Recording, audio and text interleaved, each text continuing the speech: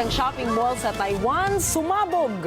May nasaktan naman kaya sa naging impact ng pagsabog sa loob ng mall? Naku, silipin po natin ang sitwasyon sa incident site mismo mula sa mga detalye ng balitang ibabahagi maya-maya.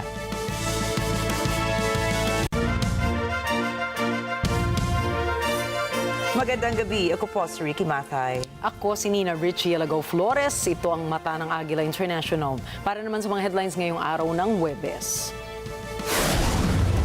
Mas mababang medical bill ng mga pasyente target ng PhilHealth.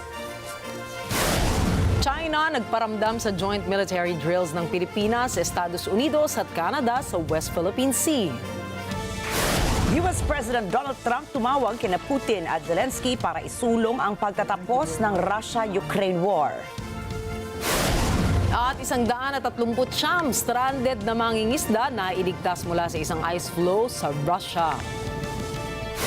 At ating silipin ang mga larong itinampok sa PS5 State of Play ngayong Pebrero.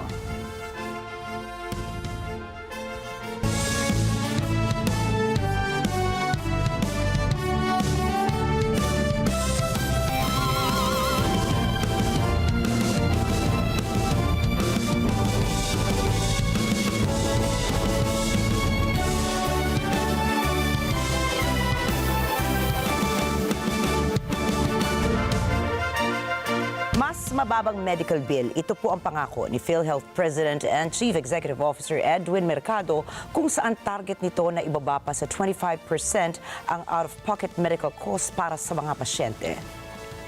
Sa kasalukuyan kasi nasa 45 hanggang 47% ang naturang gastusin ng mga Pilipino ayon sa PhilHealth. Ayon kay Mercado, gamit ang modernong teknolohiya, target na unahin ng PhilHealth ang computerization at digitalization ng kanilang serbisyo para sa karanasan ng mga miyembro nito.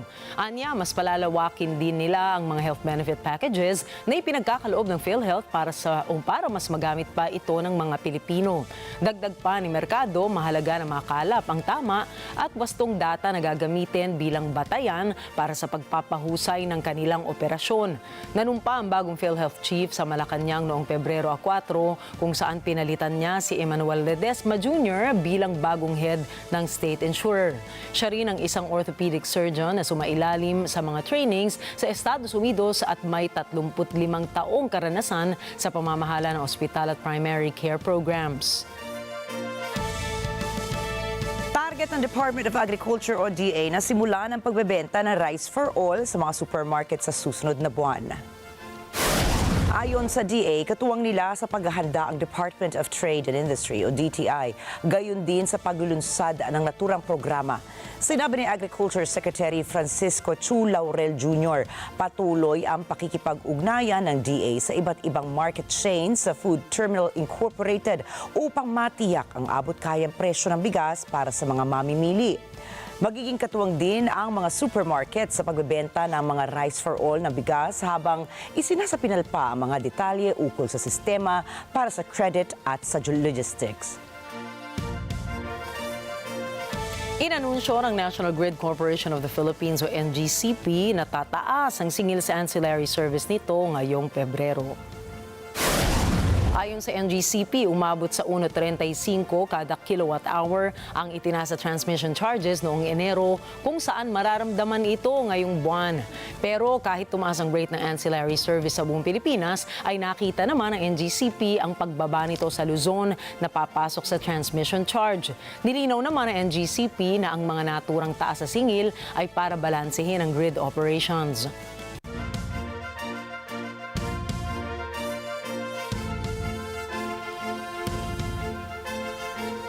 Inanunsyo ng pamunuan ng Metro Rail Transit Line 3 na wala silang ipatutupad na taas pasahe ngayong taon. Sa kabila po nito, sinabi ni MRT3 General Manager Oscar Bongo na posibleng magpatupad pa rin ang fare hike sa loob naman ng 2 taon. Subalit, paglilinaw ni Bongo, ang Department of Transportation pa rin ang magsusuri sa petisyon para sa taas pasahe sa rail systems. Samantala, inaasahan na tataas sa pamasahe sa Light Rail Transit Line 1 sa buwan ng Abril kapag inaprubahan na ng gobyerno ang petisyon na hanggang 60 pesos na bayad para sa tiket. Sa kalagitnaan ng ikapitong Multilateral Maritime Cooperative Activity o MMCA ng Pilipinas, Estados Unidos at Canada sa West Philippine Sea o WPS ay naramdaman ang presensya ng China. 3 barko ng People's Liberation Army Navy ang namataan ng Armed Forces of the Philippines o AFP sa isang bahagi ng karagatan na malapit sa isinagawang maritime exercises. Present din sa WPS ang isang oceanographic surveillance ship at isang helicopter ng China. Ayon kay AFP Public Affairs Office Chief Colonel Circes Trinidad, hindi nakialam ang mga barko at chopper ng China kaya nagpatuloy ang Pilipinas, Estados Unidos at Canada sa joint drills nito. Binigyan diin ni Trinidad ang kahalagahan ng kaligtasan ng mga kalahok na bansa sa panahon ng pagsasagawa ng pagsasanay. Nakalatag rin anya ang rules of engagement ng bawat isang kalahok na susundin sa anumang masamang sitwasyon. May mga protocols din na itinatag at napagkasunduan ang tatlong bansa na kanilang sinunod sa kanilang maritime exercises. Pinag-iisipan naman ng Armed Forces of the Philippines o AFP na makakuha ng 2 submarines upang maprotektahan ang Pilipinas. Sinabi ni AFP Chief General Romeo Browner Jr. kailangan ng pamahalaan ang lahat ng uri ng assets at umaasa ang AFP na makakamit ito sa itinakdang panahon. Subalit, kailangan anya ng pondo para makamit ang mga layunin na nakapaloob sa Horizon 3 na modernization program ng AFP. Gayunpaman, naghahanap pa rin ang AFP ng iba pang mga mapagkukunan dahil limitado anya ang pondo ng gobyerno. Isa sa tinitingnan ni Browner ay ang local and foreign financing. Nakikipag-ugnayan na rin anya ang AFP sa Bankers Association of the Philippines upang mapondohan ang mga asset na kailangan ng Pilipinas. Ayon sa Climate Risk Index Report o CRI 2025 ng German Watch, ang pagbabago ng klima ay hindi isang problema sa malayong hinaharap. Climate change is already happening now and the Philippines is living in it. Ipinakita ng CRI ang Pilipinas bilang ika-10 bansa na pinaka-apektado ng matinding panahon sa nakalipas na 30 taon. Ipinaliwanag ng mga mananaliksik na ang Pilipinas ay tinamaan ng maraming bagyo sa bawat taon sa pagitan ng 1993 hanggang 2022. 372 extreme weather events sa nila ang naranasan ng Pilipinas at nagdulot ito ng halos $34 billion na halaga ng pinsala sa loob ng 30 taon. Partikular na tinukoy ng CRI ang Super Typhoon Yolanda na nanalasa sa Pilipinas noong taong 2013 kung saan umabot sa 7,000 ang namatay. Nag-iwan din ito ng mga pinsala na umabot sa halagang $13 billion. Samantala nanguna sa listahan ng Dominica, China at Honduras habang ang Myanmar naman ay nasa ika-4 na pwesto. Ang Italy ay sumampa sa ika-5 pwesto. Kasama rin sa most affected country by extreme weather events in last 30 years list ang India, Greece, Spain at Vanuatu. Dagdag pa ng CRI, lahat ng bansa sa buong mundo ay naapektuhan ng matinding panahon. Nakaranas ang mga ito ng matitinding pagbaha, malalakas na bagyo, tagtuyot at extreme heat wave. Susunod, Donald Trump sinimulan na ang pagsulong ng Russia-Ukraine ceasefire talks. Egypt at Qatar sinusubukang isalba ang Hamas-Israel ceasefire deal. At Panama, sinagot ang Estados Unidos ukol sa buwis ng Panama Canal. Iba pang detalye ng mga balita sa pagbabalik ng mata ng Agila International.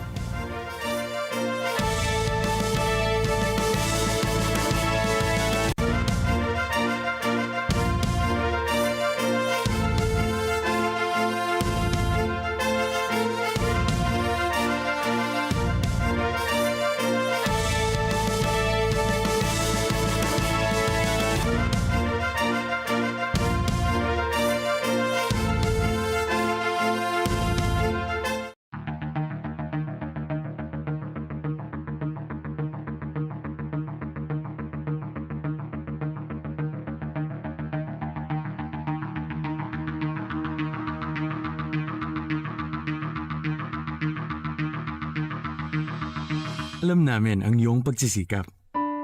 Dama namin ang iyong mga sakripisyo. Kita namin ang pagharap mo sa bawat pagsubok.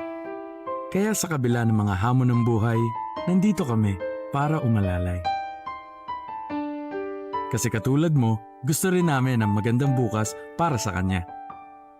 Hatid namin ang dekalidad na edukasyon at makabagong pasilidad sa abot kayang halaga. Kaya huwag ka nang mangamba, sasamahan ka namin tuparin ang mga pangarap niya.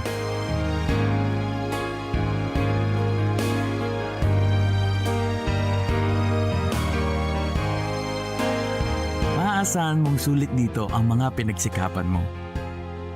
Sa aming mga makabagong pasilidad at sistema ng edukasyon. May lalabas natin ang aking talino at mga kakayahan niya. Kahit sa munting halaga, makakasiguro ka na makakasabay siya sa mabilis na pag-ikot ng mundo. Sa new era, karamay mo kami sa bawat hamon. Kaagapay mo kami sa bawat hakbang. Kasama mo kami sa bawat ngiti at tagumpay.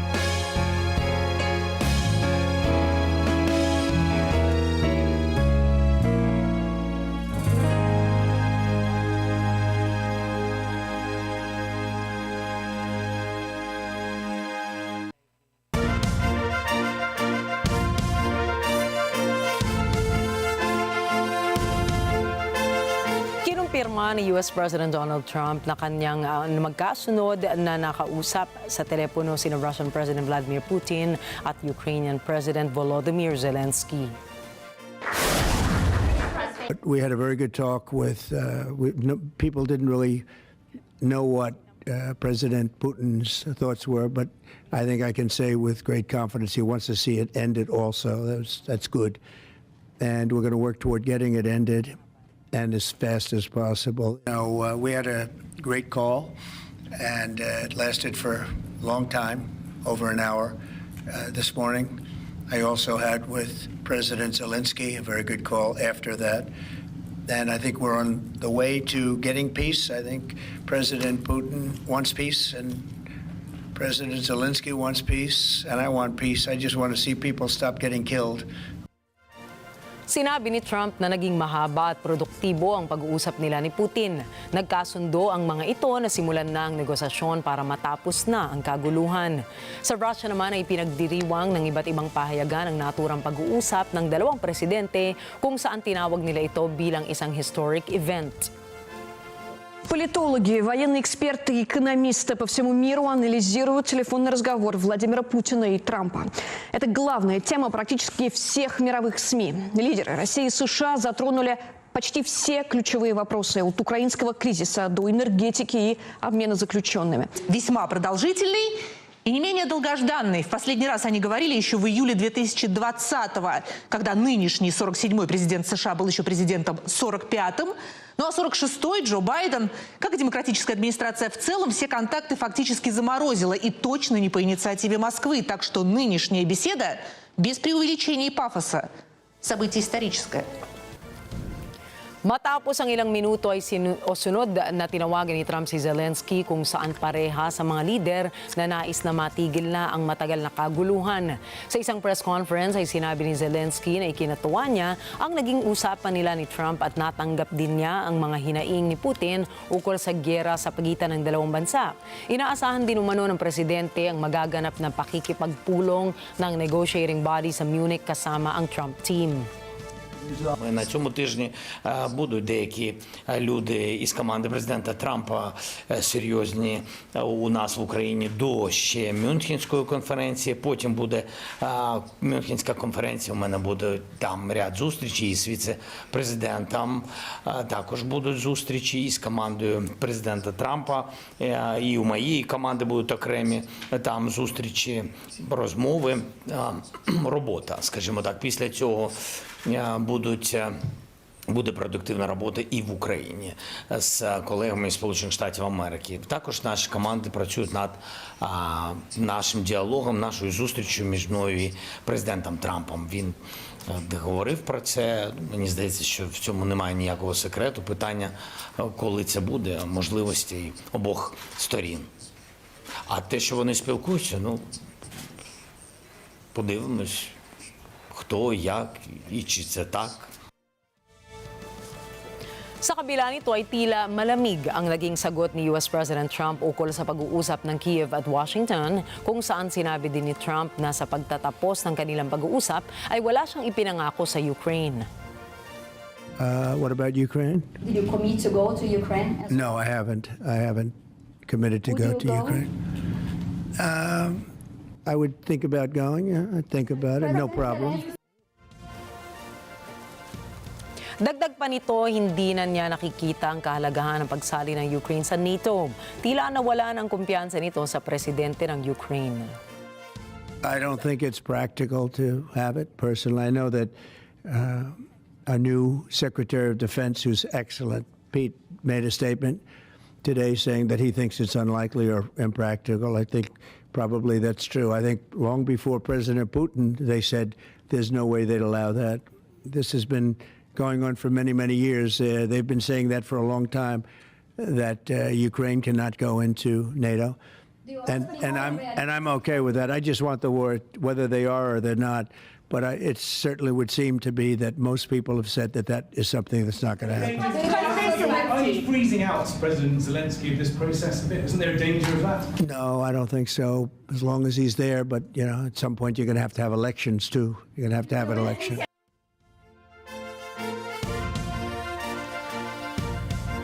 Iginiit ni North Atlantic Treaty Chief Mark Rutte ang importansya ng pakikilahok ng Kyiv ukol sa lahat ng magaganap na diskusyon ukol pa rin sa kinabukasan ng Ukraine. What we have seen yesterday was the statements coming out of Washington, including, and you forget to mention that, his long phone call with President Zelensky. So we will see how this progresses from now on, step by step. Of course, it is crucial. We talk about Ukraine, that Ukraine is closely involved in everything happening about Ukraine. We'll meet again.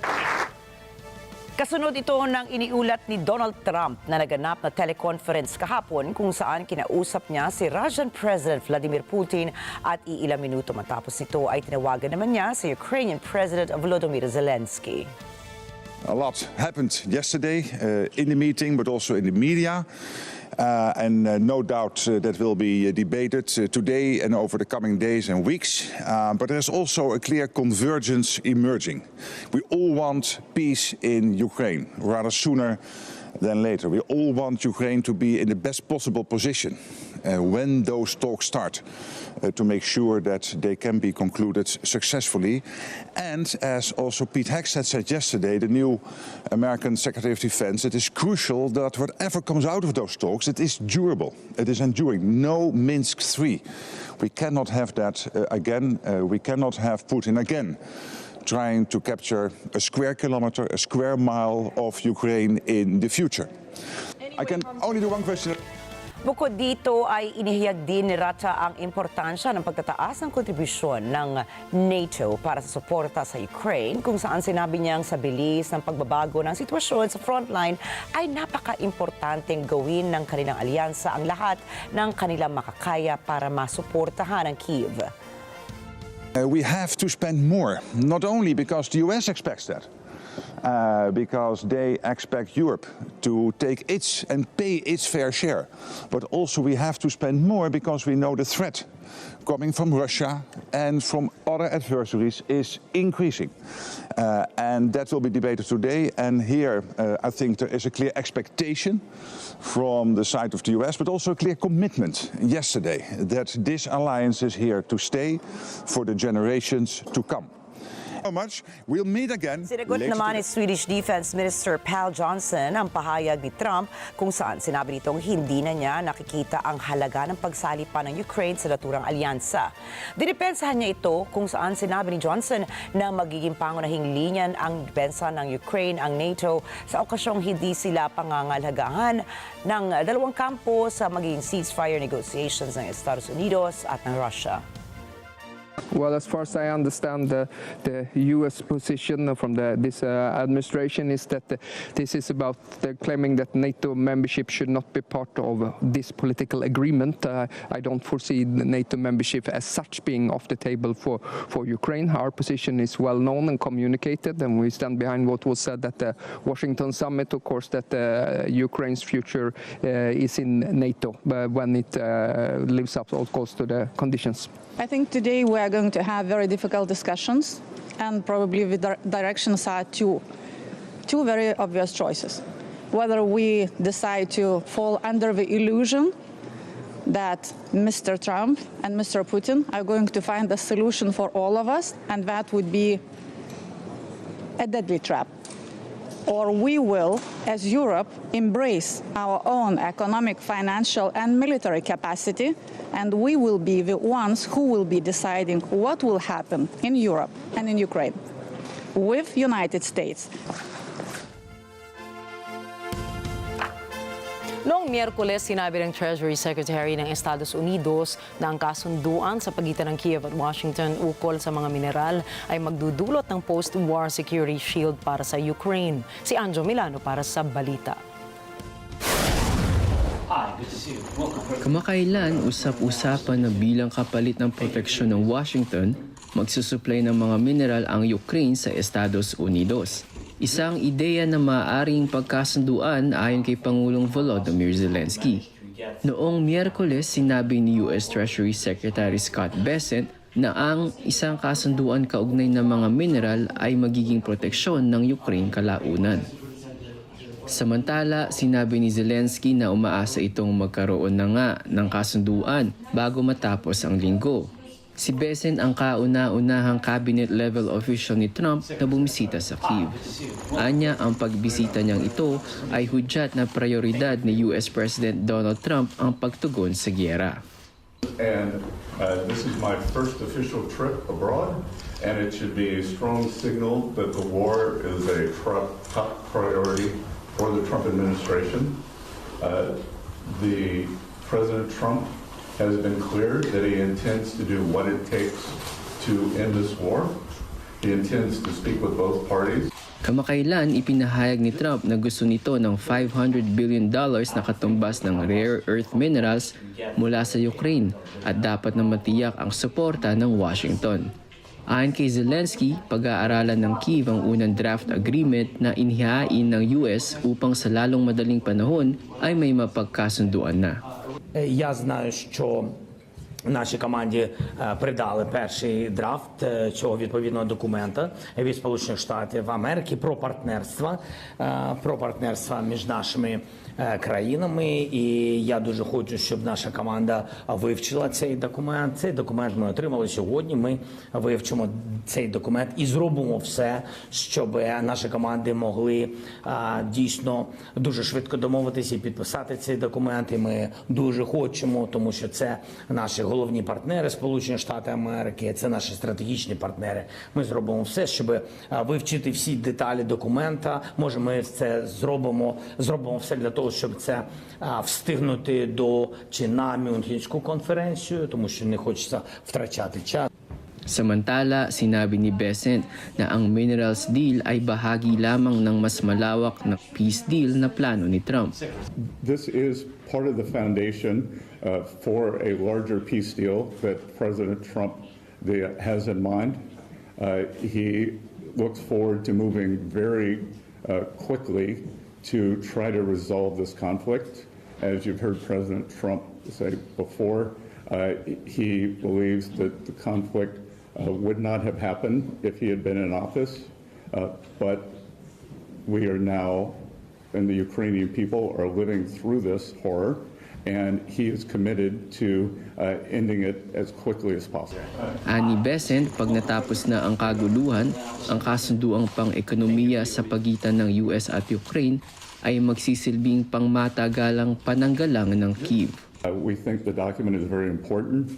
The United States and Ukraine, we have shared values, we have shared security, and we would like to further intertwine our shared economics.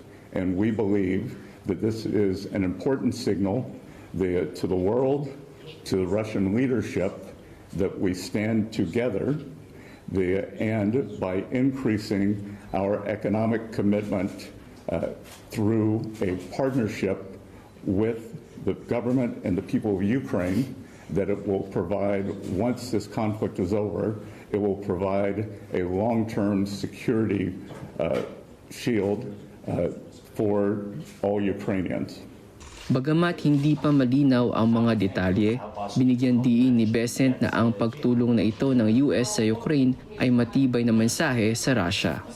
I believe that this document is important in terms of President Trump's vision for solving this conflict quickly. We believe that it provides the further guarantees for the Ukraine people of American assistance. Two, I believe that it provides a very strong signal to Russian leadership of the American commitment. Noong Miyerkules din, sinabi ng White House na nakatuon ang U.S. na tapusin na ang labanan sa pagitan ng Russia at Ukraine. Anjo Milano para sa mata ng Agila International. Trusted, connected, on point. Sinabi ng kinatawan ng Estados Unidos sa United Nations na hindi maaaring habang buhay na tumulong ang U.S. na proteksyonan ang mga kampo sa Syria na may bihag na sangkot sa Islamic State. Narito ang mga detalye mula kay Chantal Santos. Noong Miyerkules, sinabi ni Acting U.S. Ambassador to the United Nations Dorothy Shih na hindi maaaring magpakailanman ang pagtulong ng Estados Unidos sa pagmamanage at proteksyon sa mga kampo sa hilagang Syria kung saan may mga bihag na may kaugnayan sa IS. Ani Shih, napakatagal na itong binabalikat ng US at hindi maaaring manatiling responsibilidad pinansyal ito ng Estados Unidos.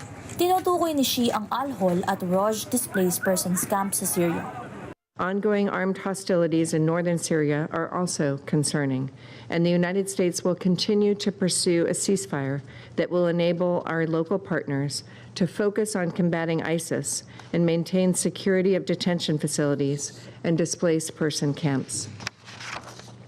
Since the territorial defeat of ISIS, U.S. assistance has played a vital role in managing and securing Al-Hol and Roj displaced person camps in northeast Syria, and critically, Syrian Defense Democratic Forces managed facilities, detaining thousands of ISIS fighters. But this assistance cannot last forever. The United States has shouldered too much of this burden for too long. Ultimately, the camps cannot remain a direct U.S. financial responsibility. We accordingly continue to urge countries to expeditiously repatriate their displaced and detained nationals who remain in the region. Sa kasalukuyan, ang Al-Hol camp ay may populasyong nasa 40,000. Hitik ito sa mga pamilyang may kaugnayan sa Islamic State matapos matalo ang grupong extremist Sunni Muslim sa Syria noong 2019. Sinasabing humuhubog ito ng ekstremismo at nananatiling alalahaning pansiguridad partikular na para sa Iraq kung saan minsang nakontrol ng IS ang sangkatlo ng bansa. Ang mga otoridad sa kampo ay pinamumunuan ng Syrian Democratic Forces na suportado ng US ay matagal nang nananawagan sa mga bansa na kunin na ang mga mamamayan mula sa kampo. Nakabawi na ng 10,000 mamamayan ang Iraq. Subalit sinasabing tila kakaunting bansa sa kanluran ang may interes gumaya rito. Ayon sa camp authorities, sa mga nasa kampo, halos 16,000 ang Syrians. Samantala, isang pag-uusap sa pangunguna ng US at France ang pinaplano ukol sa kinabukasan ng SDF. Ayon sa bagong Syrian ruling authorities, nais itong kontrolin na ang buong bansa. Sa kasalukuyan, may 2,000 sundalo ang US sa Syria. Karamihan ay nasa hilagang silangan ng bansa. Chantal Santos para sa mata ng Agila International, trusted, connected, on point. Nagbabala si U.S. President Donald Trump na kakanselahin niya ang tinawag niyang fragile ceasefire deal sa pagitan ng Israel at ng Hamas.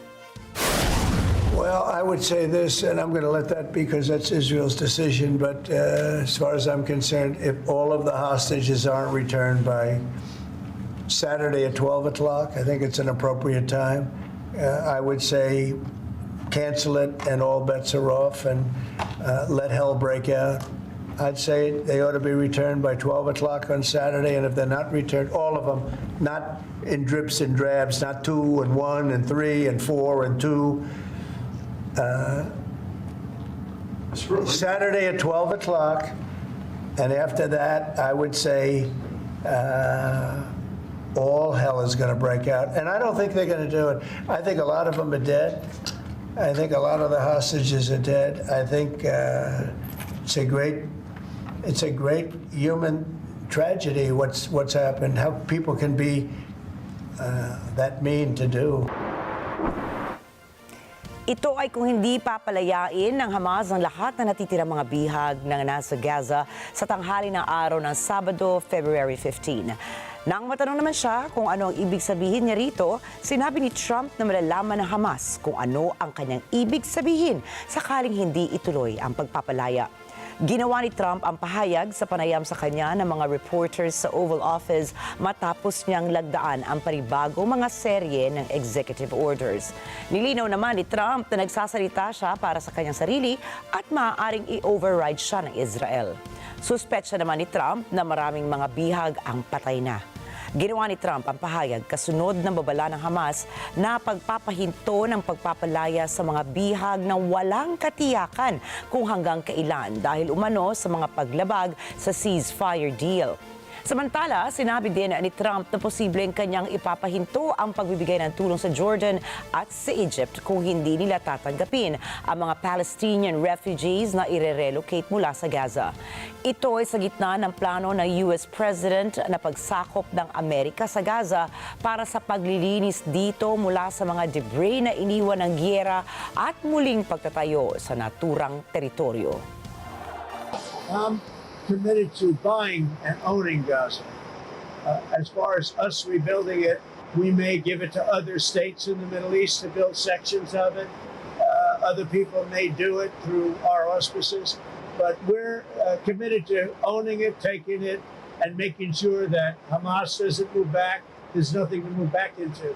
The place is a demolition site. It'll be, the remainder will be demolished. Everything's demolished. I mean, you can't live in those buildings right now. They're very unsafe. But we'll make it into a very good site for future development by somebody. We'll let other countries develop parts of it. It'll be beautiful. People can come from all over the world and live there. But we're going to take care of the Palestinians. We're going to make sure they live beautifully and in harmony and in peace and that they're not murdered. This has been the most dangerous site anywhere in the world to live in.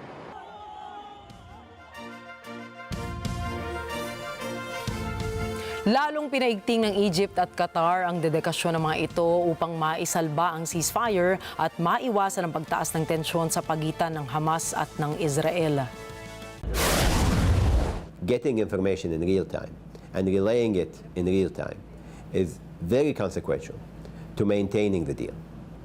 If there is any breakdown of communication throughout, this would risk the whole deal collapsing. And this is why our negotiators are constantly engaging with their counterparts on both ends and making sure that they have the information in real time and assessing that information, validating that information, relaying it to the other side, whether it has to do with aid going in, it has to do with displaced people movement, it has to do with troop movement on the ground, with clear skies, with the exchange of prisoners and hostages.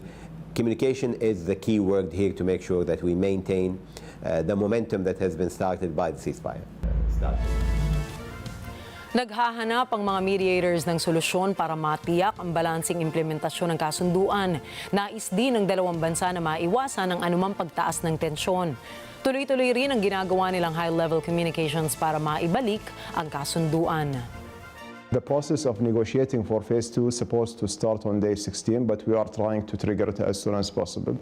I'm hoping that next week I will start engaging with the Israelis to hopefully get to the start for phase 2, and I believe that it's very important that we get this deal until the last phase and getting everyone back, plus ending the war and permanently. It needs a good faith to start engaging in that, on the negotiations of phase 2, and that's basically will require a lot of courage and leadership and some difficult decisions to be taken in order to get everyone back and to end the war. That's what it takes. That's when any peace agreement takes a strong leadership. Magugunitang nagpasya ang Hamas na kanilang ititigil ang pagpapakawala ng mga bihag matapos na akusahan ang Israel ng paglabag sa ceasefire deal na ipinatupad noong Enero. Nagbanta naman si Israeli Prime Minister Benjamin Netanyahu na magsasagawa sila ng matinding paglusob sa Gaza kapag hindi nagpakawala ng bihag ang Hamas. Mariin namang ipirinotesta ni Egyptian President Abdel Fattah al-Sisi ang naturang plano kung saan sinabi nito na ang ninanais ng kanyang mga kaalyado sa Arab League at ang nararapat para sa Middle East ay ang tuluyang pagtigil ng giyera upang makabalik ang mga Palestino sa Gaza. أقول ذلك بمناسبة ما يتردد بشأن موضوع تهجير الفلسطينيين، وأود أن أطمئن الشعب المصري بأنه لا يمكن أبدا التساهل أو السماح بالبساس بالأمن القومي المصري، وأطمئنكم بأننا عازمون على العمل مع الرئيس ترامب وهو يرغب في تحقيق السلام، التوصل إلى السلام المنشود القائم على حل الدولتين، ونرى أن الرئيس ترامب قادر على تحقيق ذلك الغرض الذي طال انتظاره بإحلال السلام العادل الدائم في منطقة الشرق الأوسط. Umalma ang bansang Panama sa itinuturing nitong kasinungalingan ng Estados Unidos ukol sa multa sa paggamit ng kanal. Sinabi kasi ng U.S. kamakailan na dapat makadaan ang mga sasakyan ng U.S. sa kanal nang hindi nagbabayad ng multa. Mula po mismo sa Ciudad de Panama, narito si NET25 correspondent Sean Davila. Matapos sabihin ng U.S. State Department na dapat makaraan ng Panama Canal ang government vessels nito nang walang multa, hindi nag-atubiling tuligsain ni Panamanian President Jose Raul Mulino ang pahayag. Ani Mulino, nagkakalat ng kasinungalingan at kabuluanan ang Estados Unidos. Anya, tinatanggihan niya ang pagpapatuloy ng isang relasyong bilateral sa U.S. kung ibabase ito sa kasinungalingan. A mí me sorprende muchísimo el comunicado del Departamento de Estado de ayer. Porque están haciendo comunicado importante, institucional, de la entidad que rige la política exterior de los Estados Unidos bajo el presidente de los Estados Unidos en función de una falsedad. Y eso es intolerable. Simple y sencillamente intolerable. Y hoy Panamá plantea a través de ustedes y al mundo mi rechazo absoluto a que sigamos explorando la vía de manejar la relación bilateral sobre la base de mentiras y falsedades. Ang mainit na alegasyong ito ni Mulino ang pinakahuling tensyon sa pagitan ng dalawang bansa. Nagkaignagan na kasi ang dalawa mula nang sinabi ni U.S. President Donald Trump na ang Panama Canal ay kinokontrol ng China at dapat na ibalik sa Estados Unidos. Itinanggi rin ng Panama Canal Authority ang pahayag ng U.S. na hindi na ito sisingilin sa paggamit ng kanal. Inakusahan ni Trump ang Panama ng pagmumulta ng labis upang magamit ang kanal, ang pinakabisi sa mundo. Ani Mulino, inabusuhan niya ang embahada ng Panama sa Washington na umaksyon ukol dito. Acabo de hablar con el embajador José Miguel Alemán, informándole lo que iba a hacer esta mañana, para que adopte ya pasos en firme respecto de desmentir esta situación que yo creo que no ha sido para nada agradable, porque en todo momento he conducido esto como deben conducirse las relaciones exteriores entre los países, de buena fe. Samantala, kinumpirma ni Mulino na nagbigay ito ng mga dokumento na umalis na sa Belt and Road Initiative, isang malawak na global infrastructure plan na pinangungunahan ng Beijing. Subalit itinanggi nito ang desisyon ay batay sa hiling ng US. Nuestro embajador en Beijing presentó el documento correspondiente de acuerdo al convenio de anunciar la cancelación con 90 días antes, creo que dice el convenio. Así que esa es una decisión que tomé. Inmediata. ¿Ah? Inmediata, entonces. Sí. Además, yo no sé qué animó en su momento a quien firmó eso con China. Me someto al escrutinio de ustedes. ¿Eso qué ha traído para Panamá en todos estos años? ¿Cuáles son las grandes cosas que esa Belt and Road Initiative ha traído al país? Así que no, esa es una decisión que yo tomé. Sean Davila para sa mata ng Agila International, trusted, connected, on point.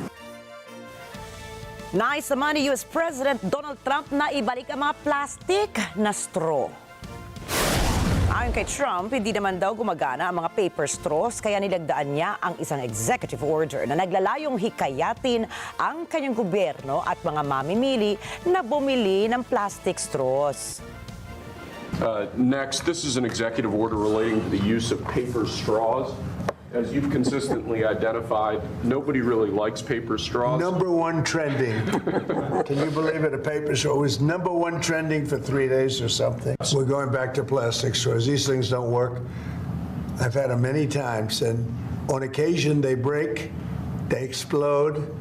If something's hot, they don't last very long, like a matter of minutes, sometimes a matter of seconds. It's a ridiculous situation.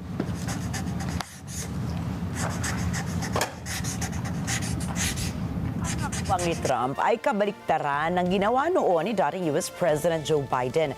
Para kasi kay Biden, dapat gumamit ng single-use plastic dahil isang crisis ang plastic waste. As you've consistently identified. Susunod, WHO nagbabala laban sa erratic measure ng Estados Unidos.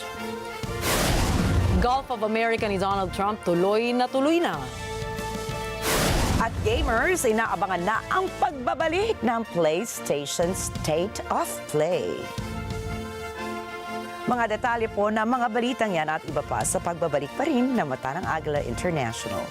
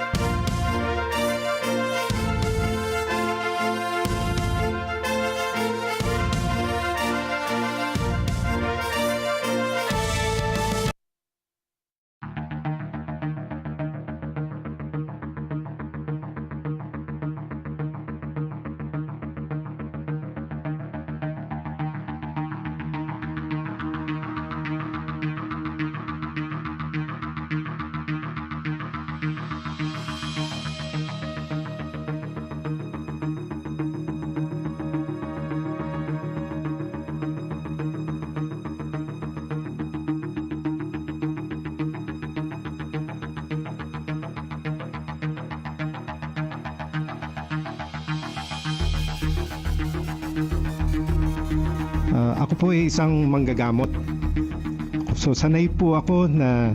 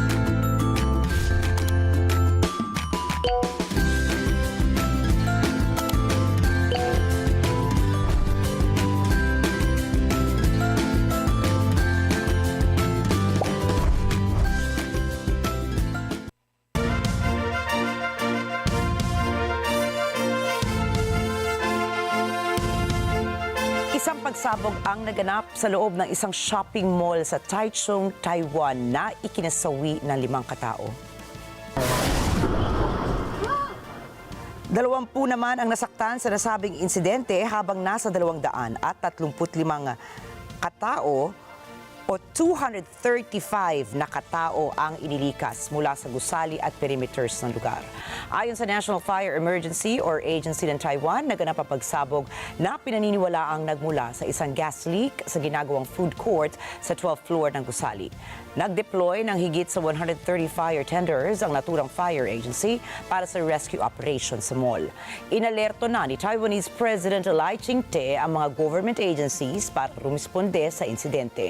Nakikipag-ugnayan na rin ang Taiwanese Health Ministry sa mga medical resources para sumaklolo sa mga nasaktan sa nasabing pagsabog. Kinumpirma ng Russian Emergency Services na kanilang nailigtas ang nasa 139 na mangingisda na na-stranded sa isang humiwalay na ice floe sa karagatan ng Okhotsk. Anila, nasa 300 katao ang naitalang na-stranded sa lugar, pero karamihan sa kanila ay tumangging magpasaklolo dahil nais nila na makahuli muna bago umalis sa lugar. Dumating naman ang mga helicopters at rescue vessels para dalhin ang mga nailigtas na mangingisda sa mainland. Namataan sila malapit sa bayan ng Malki sa bukana ng Dolinka River. Kinumpirma po ng Utah Transit Authority na isang front-runner train ito ang sumalpok sa isang na-stuck na SUV sa rail tracks. Mula sa nakalap na video footage, napunta ang SUV sa train tracks dahil sa tulak o naitulak ito ng isang pickup truck na nasa likuran nito.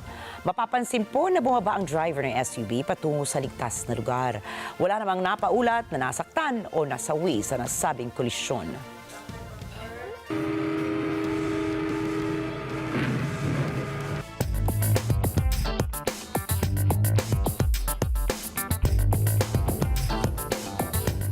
Kasunod ng executive order na nilagdaan ni U.S. President Donald Trump ay ginawang Gulf of America ng Apple ang pangalan ng Gulf of Mexico sa Maps apps nito. Ang renaming na ito ay ginawa ng Apple pagkatapos i-update ng U.S. government ang official map nito. Bukod sa Apple ay in-update rin ng Google Maps at pinalitan ng Gulf of America ang Gulf of Mexico. Pinuri naman ng mga Republicans ang mabilis na pagsunod ng Google kay Trump at kinastigo nila ang Apple dahil hindi ito agad sumunod sa utos ni President Trump. Lumubo po ang presyo ng mga bilihin sa Estados Unidos nitong buwan ng Enero sa antas na pinakamataas sa loob ng higit isang taon. At ayon po sa mga eksperto, pagpapatunay lamang ito na hindi nagmamadali ang U.S. Federal Reserve na bawasan ang interest rates sa Estados Unidos. Ashley Sakmar po para sa report.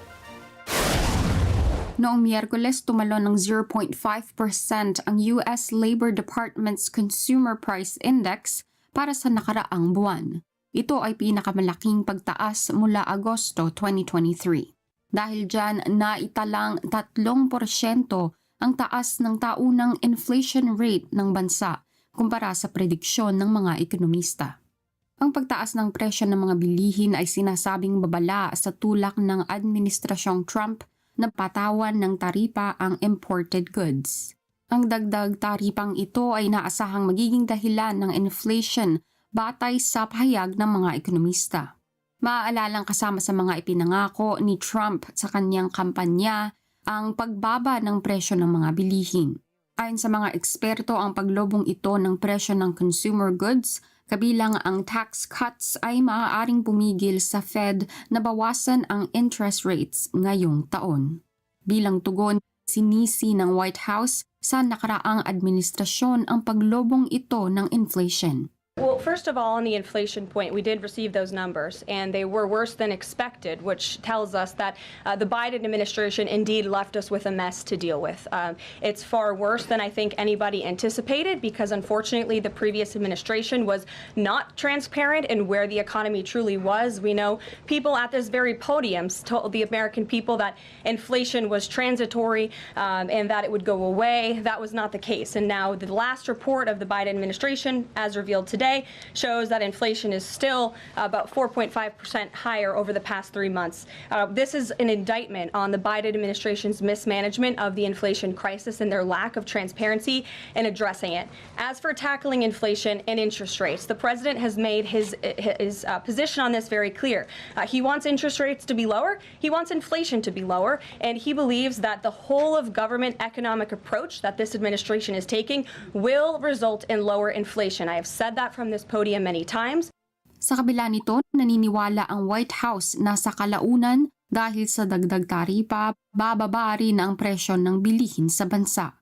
This is something he believes strongly in, and it's very simple logic as to why the president wants to impose reciprocal tariffs. It's the golden rule, which we all learned when we were growing up in school. Treat others the way you want to be treated, and far too many nations around this world have been ripping off the United States of America for far too long, and that's why the president believes this will be a great policy that will benefit American workers and improve our national security.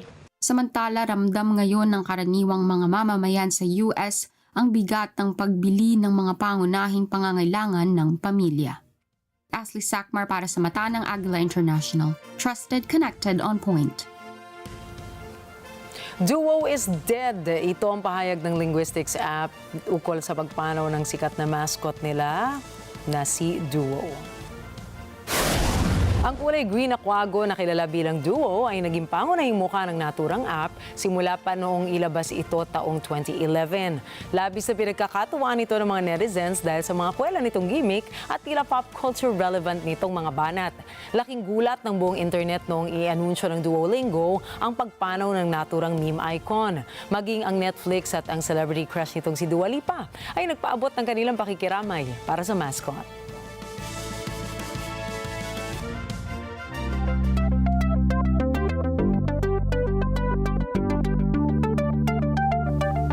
And gamers, this is for you dahil ilabas na po ng PlayStation ang mga dapat abangan na mga larong ilalabas ng PS5 sa kanilang State of Play event. Kung bibilangin ang mga larong napasama sa event ay nasa higit 20 game titles ang naitampok sa 40-minute video ng PlayStation. Una sa listahan ng Capcom favorite game na Monster Hunter Wilds. Napasama rin sa State of Play ay ang dalawang Sega games na Shinobi Art of Vengeance at Sonic Racing Crossworlds. Nagbabalik naman sa tainga ng mga gamers ang panibagong laro ng Digimon franchise na Time Stranger. At mula rito ay inilabas rin sa event ang mga sequels ng mga hack and slash games katulad ng Lies of P Overture at Metal Gear Solid Delta Snake Eater. Naglabas din ng panibagong entry ang Five Nights at Freddy's sa ilalim ng panibagong title na Secret of Mimic. Kahit marami ang inaasahang laro na ilalabas sa PlayStation, ay nabigo naman ang prediksyon ng ilang mga gamers dahil wala sa listahan ang Assassin's Creed Shadow.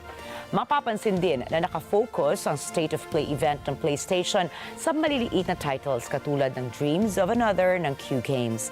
At dahil dito, naniniwala ang ibang mga kritiko na isang pahabol ito ng PlayStation kontra sa anunsyo ng Nintendo na bago nitong Switch 2.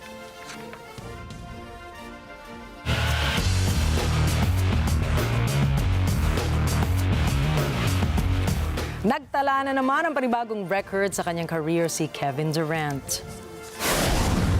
Siya kasi ang pangwalong manlalaro sa kasaysayan ng NBA na nagtala ng 30,000 points. Nakamit nito ang record sa laban ng Phoenix Suns kontra Memphis Grizzlies. Ang 36 anyos na Suns forward ay kabilang nasa listahan na pinangunahan ni LeBron James, Kareem Abdul-Jabbar, Karl Malone, Kobe Bryant, Michael Jordan, Dirk Nowitzki at Wilt Chamberlain na nagtamo ng naturang career milestone. Mayroong 27 point per game average at 52% career shooting splits ang all-star forward na si Durant.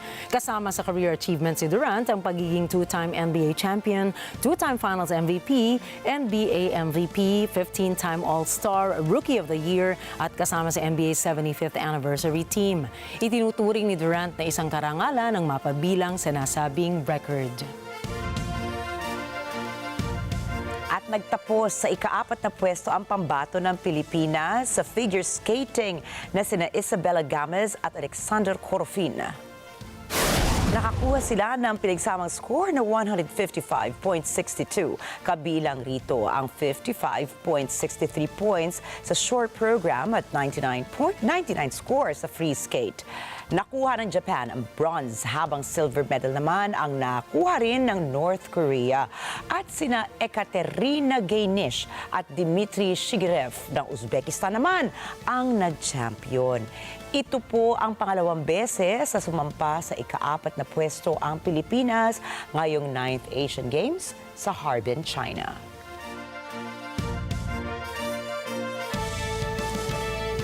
Alam mo, Ricky, isa yung ice skating sa kapag pinapanood ko, namamangha talaga ako sa pagkakadesenyo ng human body. Yung mga maneuver na nagagawa ng katawan kapag nandyan sa ice, tapos ang ganda tingnan, very graceful, parang nabibilib ako.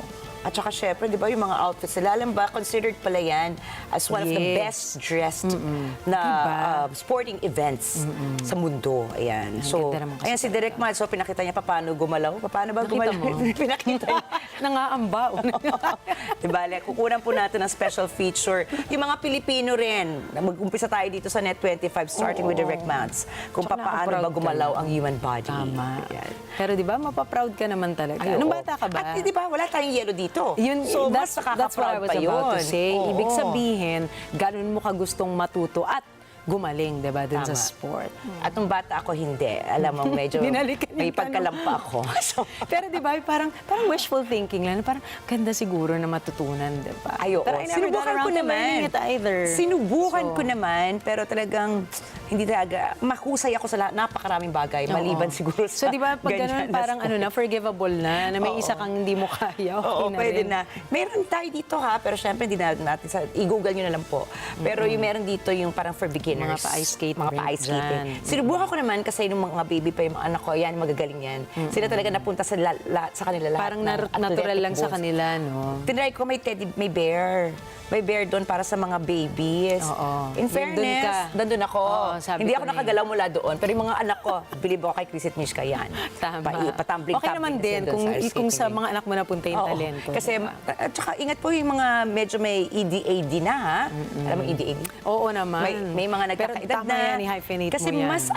mas prone tayo sa bone breakage kapag tayo ay natumba ng at saka Stretching muna bago ang salang. Ayun. Kaya maganda rin, di ba, Nina, magkakaroon namang programa yung gobyerno para yung mga bata pa lang natin, mga athletes, ay talaga masanay na. Malay nyo, next time, tayo na magcha-champion dyan. Tama. Paigtingin ng suporta para sa sports. Tama. Yun.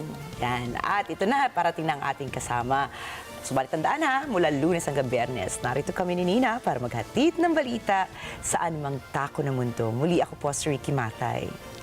Ako si Nina Richie Lagaw Flores. Ito ang mata ng Agila International. Para naman po sa iba pang mga balitang nanggaling din sa iba't ibang panig ng mundo, punta tayo kay Alma Angeles para sa mata ng Agila World News. Take it away, Alma.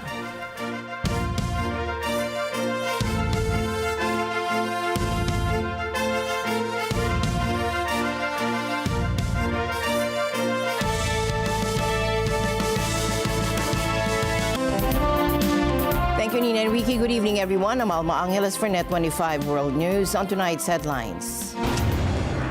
A car drove into a crowd in Munich today, injuring several people, according to police, as the southern German city prepares for a top-level security conference due to be attended by U.S. Vice President J.D. Vance and Ukrainian President Volodymyr Zelensky.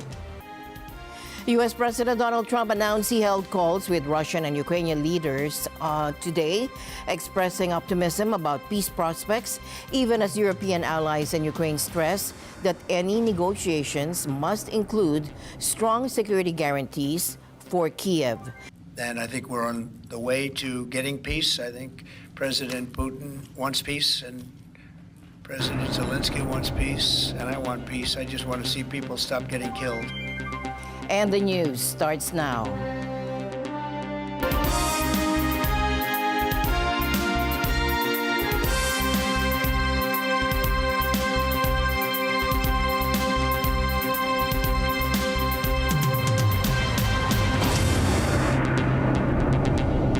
A car drove into a crowd in Munich today, injuring several people, according to police, as the southern German city prepares for a top-level security conference due to be attended by U.S. Vice President J.D. Vance and Ukrainian President Volodymyr Zelensky. The Bild newspaper reported that 15 people were injured. The Munich security conference is to start on Friday, and senior officials, including Vance and Zelensky, were arriving later today. A large-scale police operation was underway near the central train station. Police said on X they were able to detain the driver and did not consider him to pose any further threat. We currently have to assume that at least 20 people have been injured and are cared for by colleagues from the aid organizations and the fire brigade. Of these 20, an undetermined number are seriously and critically injured. We have to assume that, and the fact that some people with minor injuries have made their way to the neighboring buildings, means that we can't say with certainty whether this is the final number of injured. There are currently 20 injured, some of them seriously. And we can't rule out the danger to life for some of them. At around 10:30, a vehicle drove into a group of people. Several people were injured. We are on the scene with a large police contingent. In addition to us, the fire and rescue services are also on the scene. The person who was driving the vehicle has currently been secured, so we assume that there is no longer any danger to the public at the moment. The incident appeared to have affected people participating in a demonstration linked to a strike organized by the Verdi Union, according to the broadcaster.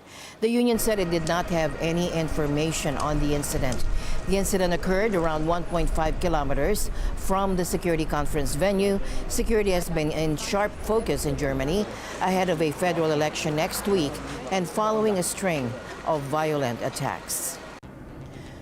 Australia has expressed serious concerns to China following an incident in the South China Sea, where a Chinese fighter jet allegedly acted in an unsafe and unprofessional manner towards an Australian maritime patrol aircraft. Now, this confrontation occurred on February 11, when a Royal Australian Air Force P-8A Poseidon was conducting routine surveillance in international waters.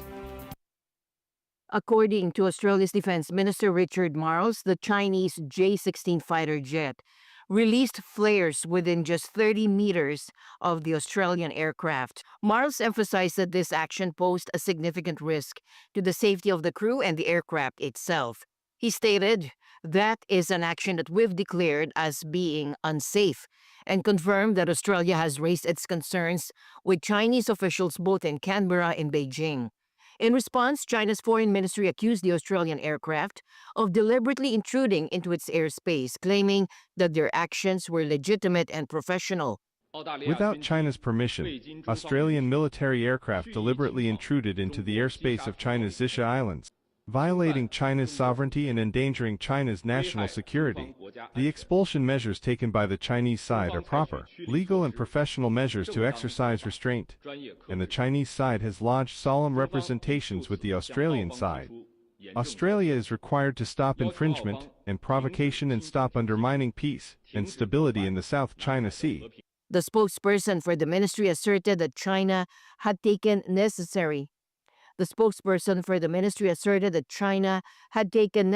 measures during the encounter.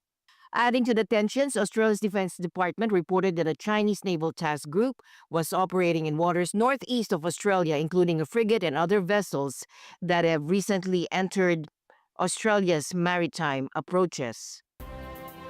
News from Taiwan, where a suspected gas explosion has rocked a major department store in the heart of Taichung City. Fire officials confirm at least 4 people have lost their lives, with 7 others injured in the blast. The explosion occurred earlier today on the 12th floor of the Shinkong Mitsukoshi department store, where construction work was underway.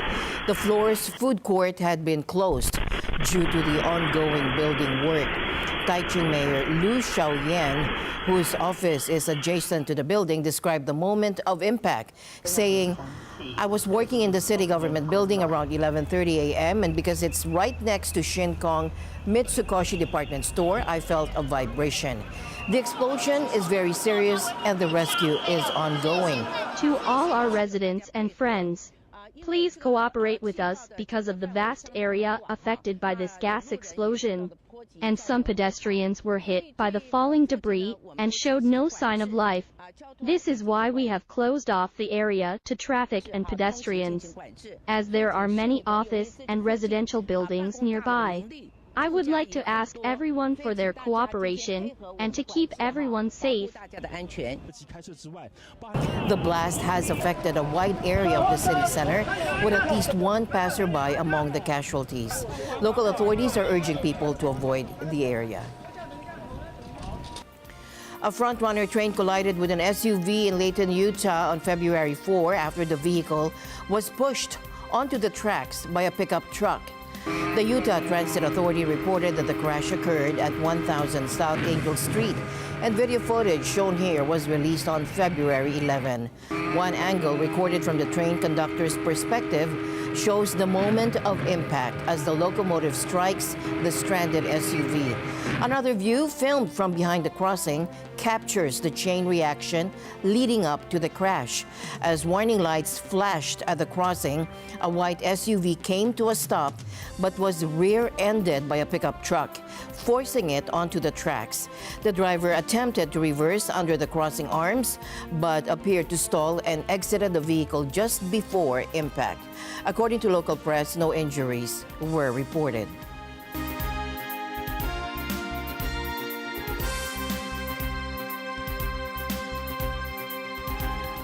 U.S. President Donald Trump announced he held calls with Russian and Ukrainian leaders today, expressing optimism about peace prospects, even as European allies and Ukraine stress that any negotiations must include strong security guarantees for Kiev. Now, Trump confirmed plans to meet with Russian President Vladimir Putin, while key differences remain over Ukraine's territorial integrity and NATO aspirations. Take a look.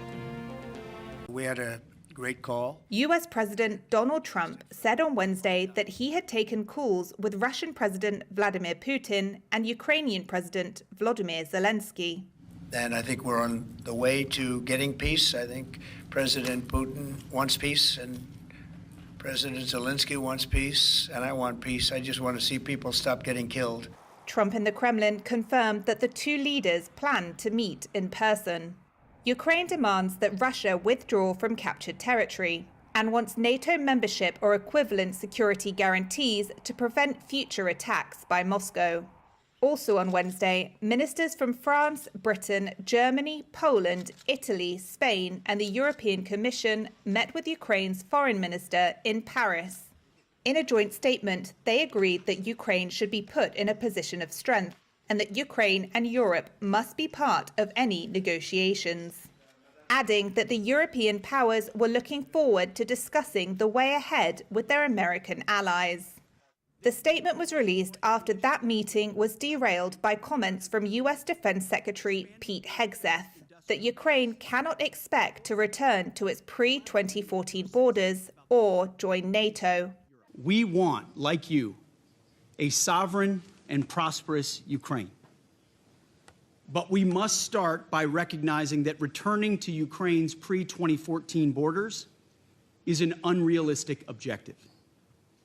Chasing this illusionary goal will only prolong the war and cause more suffering.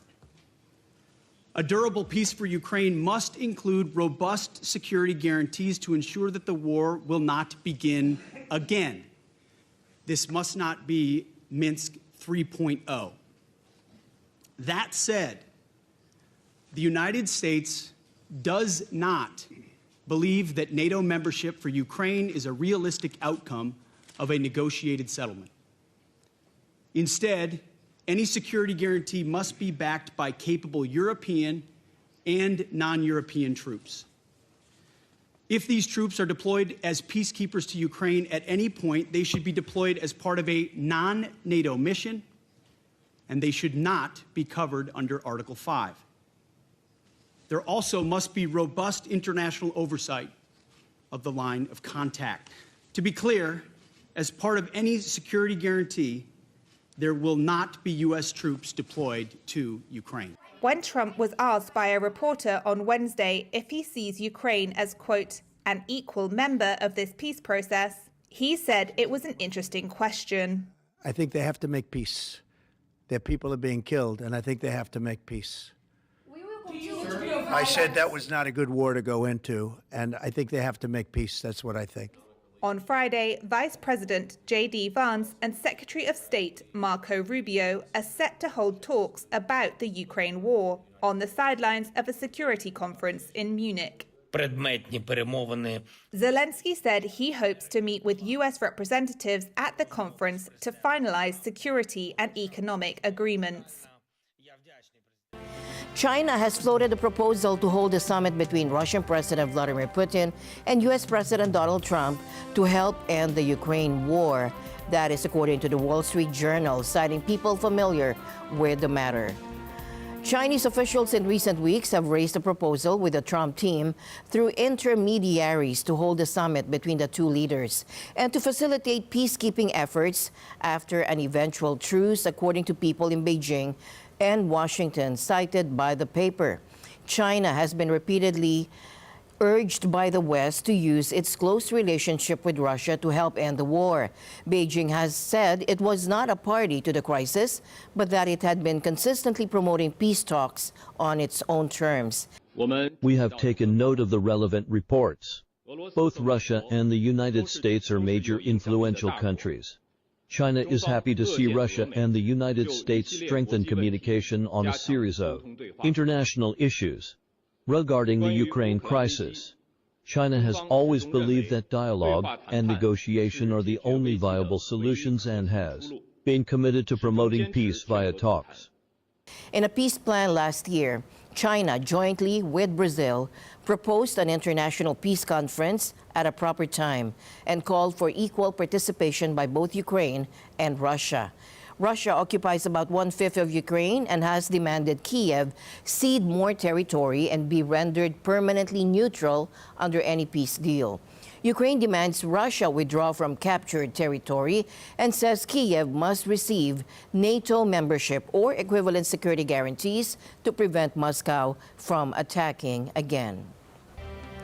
South Korea announced strengthened aviation safety measures following a fire on an Air-Busan plane last month, saying the rules would include limiting the number and type of portable batteries allowed on the country's airlines.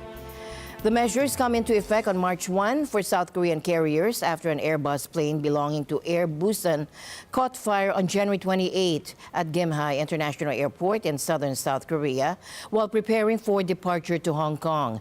Under the new safety measures, passengers will be permitted to carry up to 5 100-watt-hour portable batteries, while batteries over 160 watt-hours won't be allowed on board. Security searches will include checking the number and types of batteries, and charging portable batteries on a plane will be banned, that according to the Transport Ministry in a statement.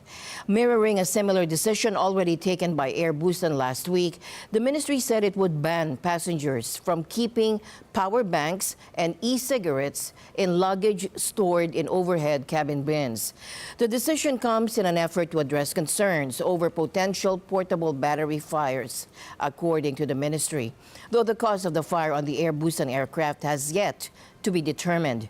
The fire was first detected by a flight attendant in an overhead luggage bin in the rear left-hand side of the plane, according to the airline, and all on board were evacuated safely. Global aviation standards say batteries must not be placed in checked-in luggage because they can start intense fires if they short-circuit due to damage or manufacturing faults. In other news tonight, Myanmar ethnic armed group, the Democratic Karen Buddhist Army, or DKBA, handed over 260 people from different nationalities suspected to have been entrapped in illegal online operations. A video by the Thai Army showed hundreds of people crossing to the Thai border via the Moe River in Phop Phra district of Thailand's western Tak province. Thailand last week cut electricity, internet, and fuel supplies to 5 border areas in Myanmar as the Southeast Asian nation stepped up efforts to choke the scam centers that have become a growing security concern. Scam compounds in Southeast Asia, including those along the Thai-Myanmar border, are suspected to have entrapped hundreds of thousands of people in illegal online operations, generating billions annually, according to a 2023 UN report. And the news continues here on NET25. We'll be right back.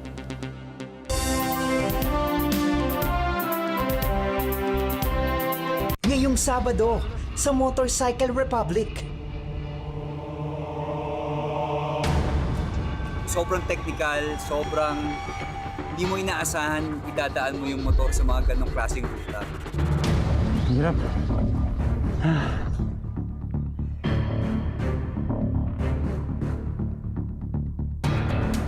Pang enduro bike to. This is Motorcycle Republic. Tuwing Sabado, 5 p.m. to 6 p.m. Let's get together sa NET25. Sa NET25. Dahil walang hinto ang balita. Financial straits. Mata ng Agila Weekend tuwing Sabado, alas 4 ng hapon. Ito ang NET25. Matatag, matapag, matapak. Let's get together sa NET25. Sa NET25. This Sunday on Cine Throwback. Marco! Hola! He obviously likes to hide. Oh no! Have I lost my little Frankie forever? Oh, Marco! Are you hiding, Frankie? Frankie! You left your toy! Frankie! Marco!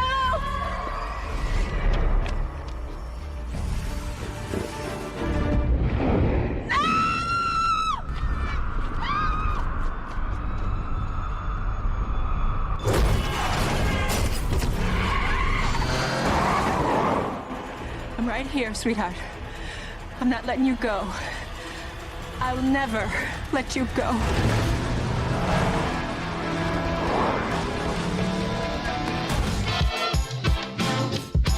This Sunday, 12 noon, here on NET25.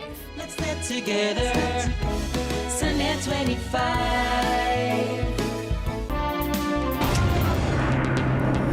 Mount Etna put on a spellbinding show with plumes of smoke rising from its summit and lava flowing from the new Boca Nuova crater.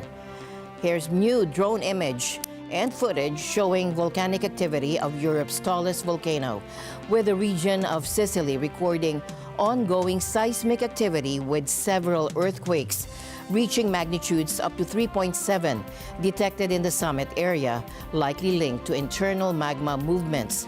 Mount Etna, standing at around 3,300 meters or 10,800 feet high and located above the Sicilian town of Catania, often erupts but rarely causes damage. It's believed to have the longest written record of eruptions than any other volcano, with its first recorded observation going back to 425 BC.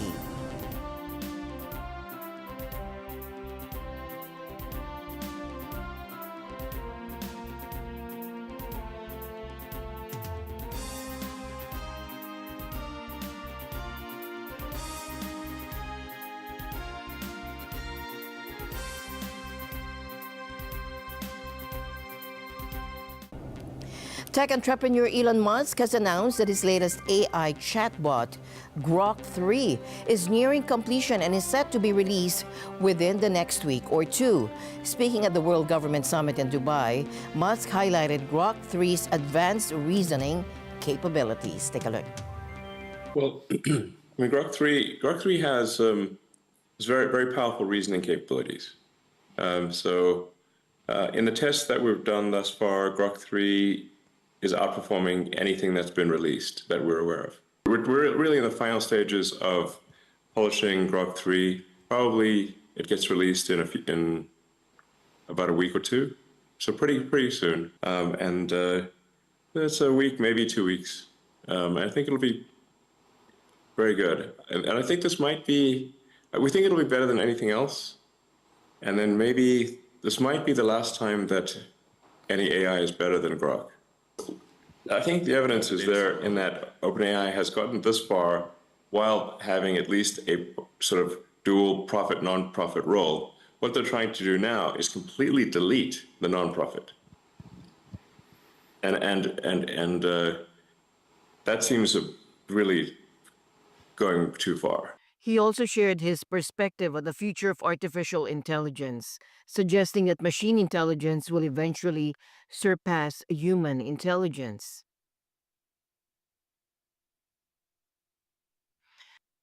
But human intelligence, I think, will be dwarfed by machine intelligence. I'm not sure how to feel about that, except that it appears to be inevitable. That at some point, human intelligence will be a very small fraction of total intelligence. Digital intelligence will be more than 99% of all intelligence in the future. Grok 3 is developed by Musk's AI company, xAI, positioning it as a competitor to existing chatbots like OpenAI's ChatGPT. The tech community eagerly anticipates its upcoming release. Could America's next moonshot be grounded before it begins? Sources say Elon Musk is urging President Trump to cancel NASA's massive Space Launch System rocket, a program that's billions over budget. But with thousands of jobs at stake in key Republican states, the move could trigger a political firestorm. It's supposed to take American astronauts back to the moon. But NASA's giant new rocket has been dogged by delays and cost overruns. Now the Space Launch System, or SLS, could be a target for Elon Musk as he seeks government cost savings on behalf of Donald Trump. But will he really try to cancel it? Musk has been a regular critic of the SLS, calling it outdated. He says thinking about the rocket makes him sad. The SLS is years behind schedule and way over budget. Now it's estimated each launch could cost up to $4 billion, and the rocket can't be reused.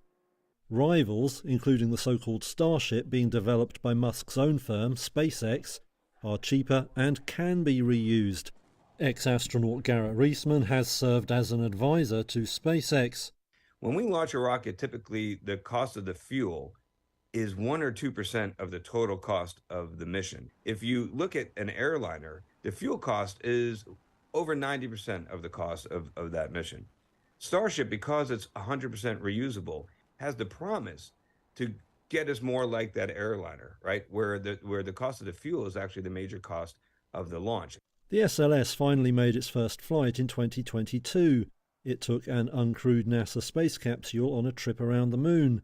And the space agency says the SLS is vital to its plan to return astronauts to the lunar surface within a few years. Supporters like former astronaut Bob Cabana say it's the only operational rocket big enough to do the job. What an amazing rocket we've built. The most powerful rocket ever, 8.8 million pounds of thrust, with those 5-segment solid rocket motors and those 4 RS-25 engines. Absolutely amazing. If Musk does want to cancel the SLS, it may become a test of just how powerful he now is. The rocket program supports some 28,000 U.S. jobs, concentrated in the Republican strongholds of Alabama and Texas. It's built by major contractors Boeing and Northrop Grumman. All that gives it friends in Congress. Cancellation would also upend NASA's race with China, which has targeted a moon landing in 2030. Musk would also probably face accusations of a conflict of interest if scrapping SLS benefited his own firms. And that could mean the final decision lies with Trump himself. SLS supporters reckon he won't cancel the rocket, if he wants to be president when America next lands on the moon.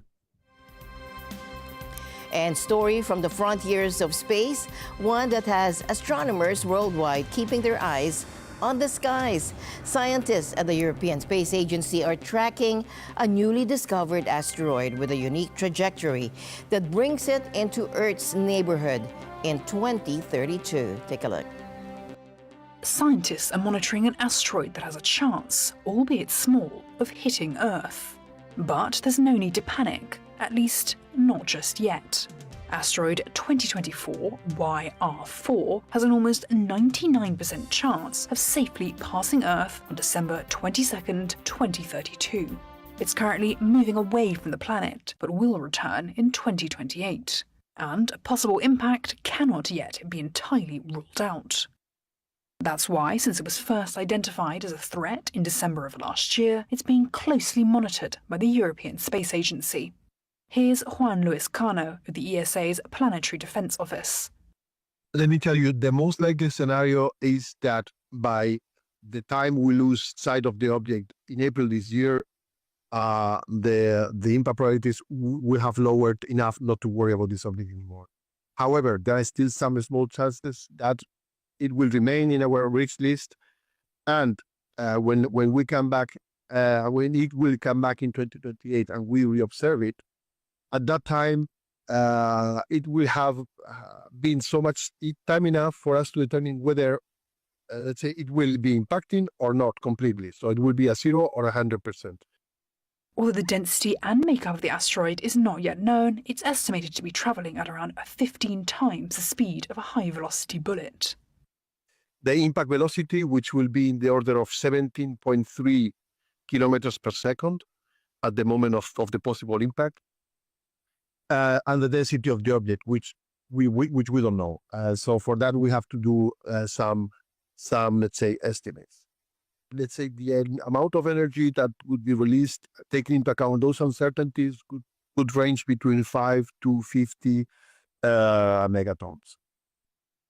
As of January 29th, the European Space Agency estimates the probability that the asteroid will hit Earth on the 22nd of December 2032 to be 1.2%. Scientists are set to meet to discuss Earth's response if the asteroid's impact probability remains above the 1% threshold, which could include crashing a spacecraft into it to deflect it off course. And with that, we end tonight's broadcast. As we close tonight, let's remember that in times of crisis, kindness knows no boundaries. From our newsroom to your world, this is Alma Angeles for NET25 World News. Good night.